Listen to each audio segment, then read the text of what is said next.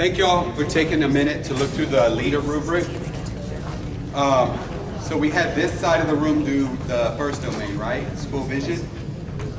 And what I asked you to look at was the difference between a 3 or a 4. Is anybody willing to share from this side of the room just anything that they noted in the rubric? Remembering that we're looking at the leader rubric when it comes to school vision. Yes, sir. Say that on the 3s, the leader took responsibility for doing most of the stuff, and on the 4s, the leader fostered buy-in from staff. Exactly. That's a great way to sum that up. So a 3 to a 4 is where the leadership is distributed out, right? So let's look at what that says. I like to look at these components first because you all are the leaders of the school. So what it's asking of you here from your supervisor for component A is that you as the school leader set ambitious data-driven goals and that you have a vision for achievement. You invest in your teachers, students, and other stakeholders in that vision. So that's the objective or the overarching objective of this specific domain, school vision. I'm sorry for the subcomponent of setting data-driven goals. So it says here in the proficient area, uses vision and analysis of multiple types of data to set goals. So that ties directly to the conversation that we had earlier.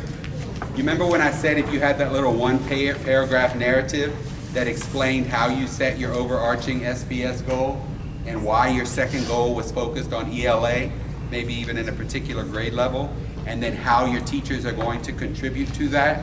That is a perfect piece of evidence for your supervisor to show that you use vision and analysis of multiple pieces of data to set your goal. A 4, that they're aligned to decisions of school-wide goals and vision. So if I was sitting there as your supervisor with that little piece of paper and I was trying to determine if you were a 3 or a 4, based upon that narrative, my interpretation would be that that's more of a 4, right? Why? Because you aligned all your decisions to your overarching school-wide goal. So you see how that's to your benefit, right? Down the middle, for the sake of time, down the middle we looked at domain 2, which was based upon school culture. Do we have any takeaways from that domain? Yes, sir. It seems that initially you would be active in the collaboration meetings, and that's kind of the extent of it. On 4, you would not only be active in the meetings, but you would also tie what's going on in the meetings to your visitation, monitoring, and feedback to teachers so that the circle is completed. That's a great way of putting it. So that the circle is completed, he shared that you're not also heavily involved in your teachers' collaboration, but that you're also, how did you say the last part? Not only involved in the meetings, but you're providing feedback from your monitoring and giving feedback for improvement to close the loop. That's right. He's closing the loop by including feedback to the teachers from the observations, along with the data that they're looking at when they're in professional collaboration, right? So the point is this. The point is that you have to be able to progress monitor throughout the year.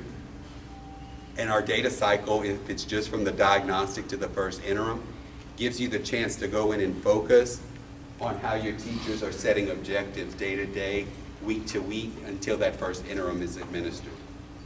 So you're becoming more prescriptive and you're becoming more purposeful in your intentions when looking at goal setting on a short-term scale in order to meet that long-term goal. So that was component B, ensuring that your teachers set clear, measurable objectives. And then the third part for instruction says that you ensure that your teachers use assessments reflective of the rigor of the standards. So we know that the State Department has LEAP 2025, which is based upon the standards. But the real work is done day to day, week to week, month to month. So the reflective question there is, are we using formative assessments that are rigorous enough to be held up to the standards? And if you're not, how could you do that differently?